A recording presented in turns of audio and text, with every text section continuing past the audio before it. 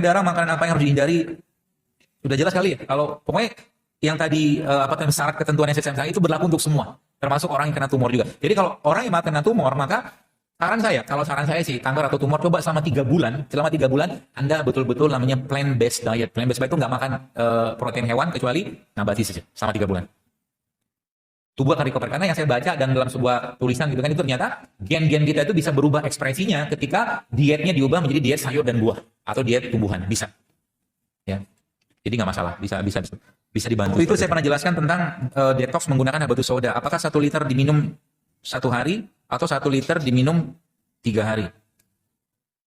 Seingat saya 1 liter diminum 1 hari ya. Jadi diminum 3 kali, sekali minum 330 mili.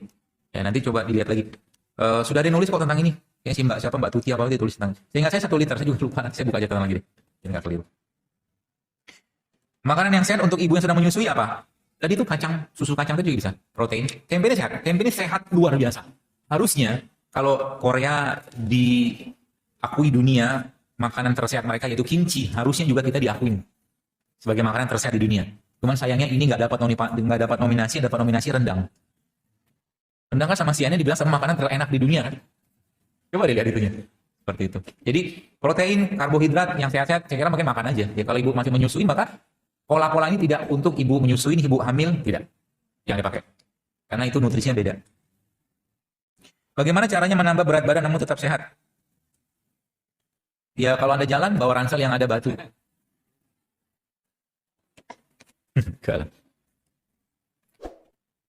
Makan protein, Bu, Pak. Jadi kalau mau nambah berat badan, ya berarti protein sama karbonya Anda naikin.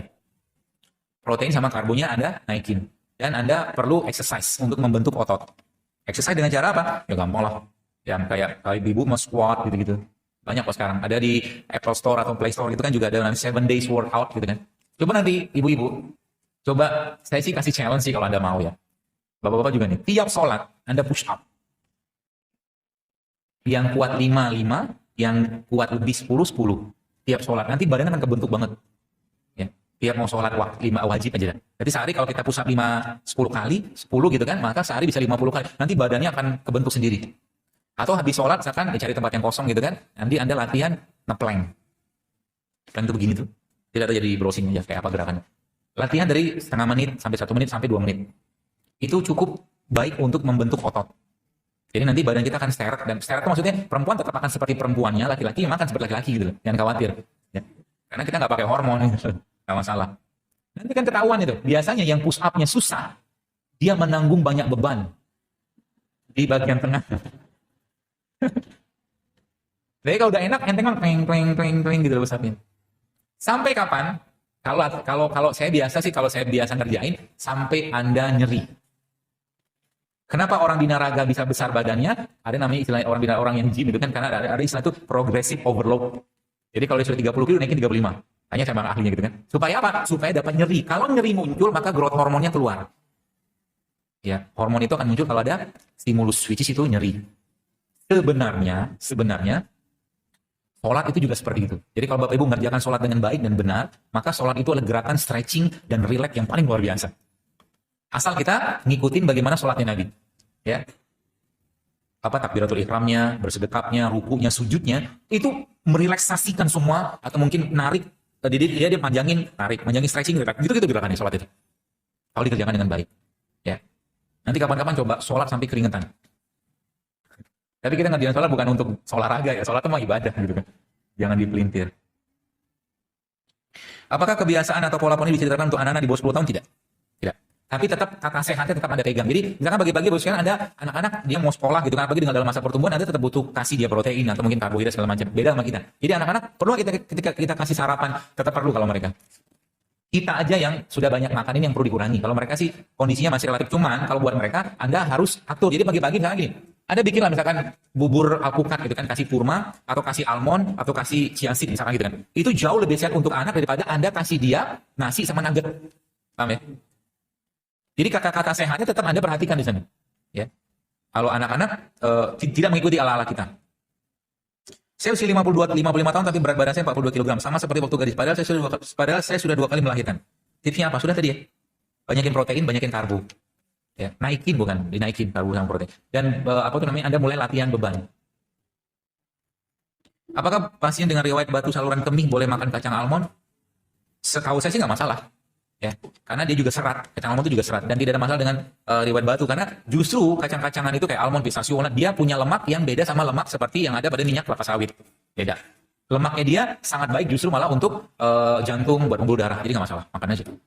Benarkah timun bisa menurunkan tensi dengan cepat? Iya, sama kayak seledri. Ya, seledri juga sama, cepat sekali. Jadi bagi Anda yang nginfus pakai timun, jangan banyak-banyak timunnya, terutama dengan Anda yang hipotensi. Makanya tadi kan saya sudah bilang, kasih penyeimbangnya. Apa tadi penyeimbangnya? Jahe. Timpang. Atau tambahkan sedikit, masukin di situ garam. Garam juga boleh, nanti dikocok-kocok gitu kan, boleh juga. Tapi ini secara umum tadi pertanyaannya, saya sudah makan minum apa timun. Benarkah timun bisa menurunkan tensi tiap hari dengan cepat? Saya setiap hari rutin makan timun, tapi tensinya nggak turun-turun. Apa sebabnya? Saya perlu tahu apa yang Bapak atau Ibu ini konsumsi di luar timun. Makan timun cuma satu, tapi sisanya banyak yang lain kita nggak tahu dari mana garamnya. Ya, aktivitas Anda juga saya nggak tahu, dan katakanlah kecukupan atau asupan mineral saya juga nggak tahu. Jadi belum tahu saya, tapi kalau mau nyoba mungkin bisa ditambahkan dengan jus seledri. Jus seledri juga bisa menurunkan tensi cepat. Dan yang paling cepat lagi adalah air kelapa. Air kelapa itu kalau rutin 1 hari sekali aja minum air kelapa, insya Allah bisa turun tensinya.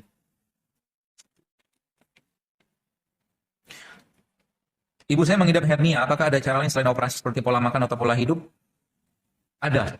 Kalau hernia setahu saya, yang dari pengalaman saya sih ya, itu bisa dibantu dengan pijet, tapi harus orang yang paham.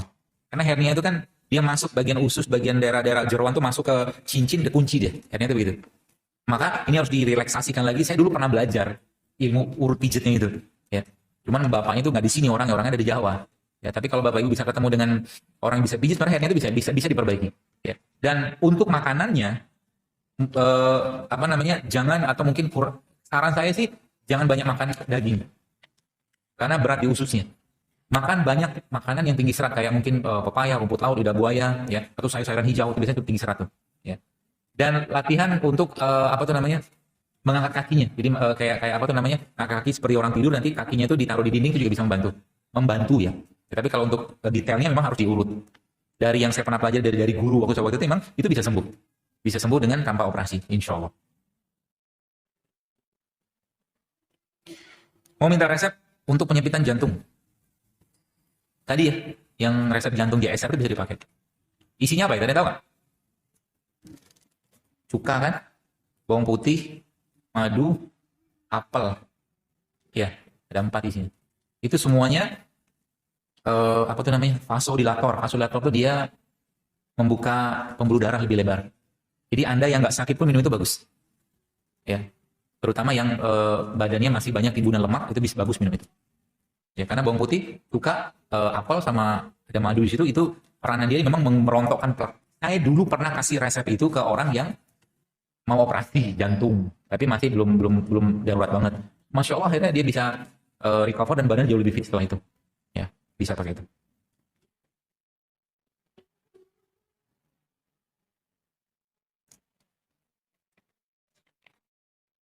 Suami saya masih belum bisa lepas nasi. Ya, jangan dimasakin lah. Kalau tiap hari masih ada menu nasi atau digiling nasi merah dan makan digoreng pakai minyak kelapa, kalian boleh nggak? Boleh lah Bu. Daripada ibu nggak dikasih uang bulanan. Nggak apa-apa. Ya pelan-pelan lah ya. Maksudnya kalau emang belum biasa, ya nggak usah dipaksain langsung. Tapi Bapak Ibu yang di sini sudah mulai mengurangi nasi, Anda mendapatkan banyak manfaat nggak? Banyak kan? Lebih enteng badannya kan? Kenapa? Karena Anda nggak makan gula. Jadi apa gula? Nasi itu, beras itu, nasi itu kan nasi putih itu gulanya tinggi banget loh.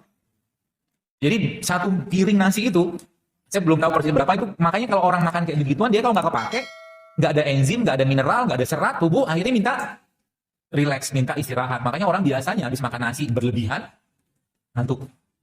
Gitu loh. Boleh nggak makan nasi? Boleh. Saran saya kalau Bapak Ibu masih pengen makan nasi, nanti lauknya dibanyakin, nasinya dikit aja. Kalau memang masih makan nasi putih ya. Udah kan berapa banyak nasinya? 1 sendok makan saja. Cukup. Loh, protes. Anda butuh karbohidratnya atau jatuh cinta sama nasinya? Kalau Anda butuh karbohidratnya, maka pilihan karbohidrat banyak yang lain. Tapi memang Anda sudah jatuh cinta sama nasi, sudahlah saya nggak bisa ngomong apa-apa. Gitu loh. Seakan-akan kalau nggak ada nasi itu ya nggak makan, berbagai macam itulah doktrin yang muncul gitu kan. Nasi merah sama nasi bagus bagus mana beras merah sama hitam? Kalau bisa ketemu beras hitam, beras hitam. Kalau ketemu. Ya, karena itu dulunya disebut dengan forbidden rice. Hanya raja-raja yang boleh makan beras hitam zaman dulu. Itu makanan mahal itu. Karena seratnya, mineralnya, karbonya masih kompleks semua, masih bagus. Tapi kalau nggak ada ya beras merah. Beras merah ini masih relatif aman karena sampai sekarang belum ada petani yang iseng memutihkan beras merah. Jadi masih aman.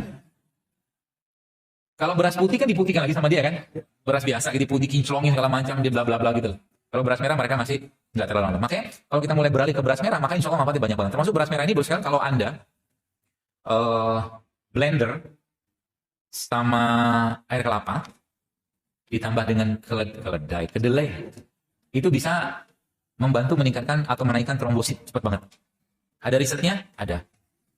Ya, bukan angka beras merah. Beras merah kemudian ditambah dengan air kelapa, ditambah dengan kedelai. Kan kedelai nggak boleh. Ketika ketemu air kelapa aman ya. Air kelapa itu dia relatif asam. Jadi makanya air kelapa itu bisa dipakai digunakan untuk fermentasi. Gitu. Apakah ada menu JSR yang tidak dianjurkan untuk ibu hamil dan menyusui? Karena sejak saya membatasi makanan dan mengkonsumsi air ultimate yang ada jahenya, kualitas ASI saya jadi berkurang. Ada beberapa yang saya sarankan Anda tetap konsumsi ya, kayak tadi susu tadi itu. Susu saya pernah share, ada namanya di hashtag sehingga saya booster ASI JSR saya. Itu berlimpah kalau Anda makan itu. Dan udah banyak teman-teman ibu-ibu juga yang nulis tentang booster ASI itu. Banyak banget pilihannya. Kacang-kacangan termasuk salah satunya, kacang-kacangan. Kacang-kacangan, kurma, batu soda, ya, itu semua booster ASI. Ya, jadi bisa Anda makan atau bisa Anda praktekkan itu. Oh, di jam 11 ya. Makanan pengganti ASI standar bergizi untuk anak 9 bulan apa ya, Dok? Apa betul 4 bintang? Protein hewan, nabati, karbo, sayur sesuai dengan jamaah Rasulullah? Yang saya pernah diskusikan atau pernah saya share itu yang paling baik, memang bukan paling baik sih ya. Yang beberapa teman-teman saya telaah gitu kan, yang saya pernah share diet Abasa itu lah. Diet Abasa.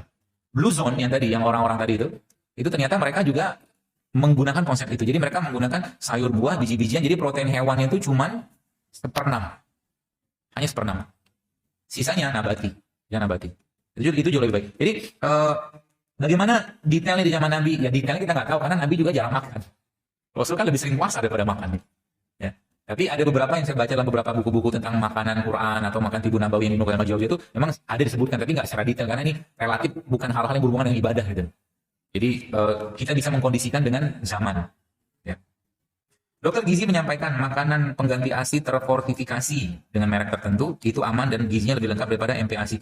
Kalau saya Bu, lebih baik Anda bikin sendiri kalau saya. Daripada makanan yang kemasan. Udah kemasan, coba lihat. Ibu-ibu ya, coba Anda lihat makanan pengganti ASI itu ada bahan sintetiknya nggak? Pasti ada. Pasti ada. Pengawet pasti ada. Kenapa nggak bikin sih di rumah gitu? Apa susahnya bikin? Ya, kalau mau bikin misalkan bubur, nanti bisa bikin sendiri di rumah. Atau mungkin gak usah yang kemasan, Anda beli yang sekarang tuh banyak yang jual bubur-bubur sehat bayi, itu kan lumayan banyak tuh. Ya, tapi lebih baik bikin. Istri saya kebetulan juga bikin. Biasa waktu dia bikin makanan pengganti ASI itu dia bikin di rumah. Bubur kasih kaldu apa, dan anak-anak juga suka gitu. Gak masalah. Saran saya, less processed food, termasuk buat anak-anak juga. Ya, bagi Anda yang masih ngasih kayak begini, saran saya itu untuk darurat aja lah. Bikin sendiri di rumah, lebih besar pahalanya untuk Anda. Daripada beli yang jadian. Terakhir ya, udah jam 11. Bagaimana menu yang harus dimakan agar berat badan naik karena baru sembuh dari sakit? Protein, banyaknya protein. Protein bisa dapatkan dari mana? Dari hewan bisa, nabati bisa, atau mungkin bipolen juga protein. Bipolen juga protein, ya. Itu bisa Anda tambahkan karbohidrat, boleh nggak? Boleh, tapi karbohidrat yang jangan kayak nasi. Jadi karbohidrat seperti apa? Ya beras merah, atau beras hitam, kentang juga boleh. Ya, itu bisa. Atau mungkin, apa tuh namanya, sekarang tuh sudah mulai banyak tuh yang kayak sorghum. Sorghum tuh bagus. Tepung sorghum. Ya, sorghum atau yang shirataki. Saya pernah nyobain kemarin di rumah, enak. Ya, itu glycemic indeksnya rendah atau kadar gulanya rendah, tapi dia masih banyak bahan atau bahan nutrisi yang baik ada pada bahan tadi. Jadi insya Allah bisa Anda konsumsi. Ya, seperti itu.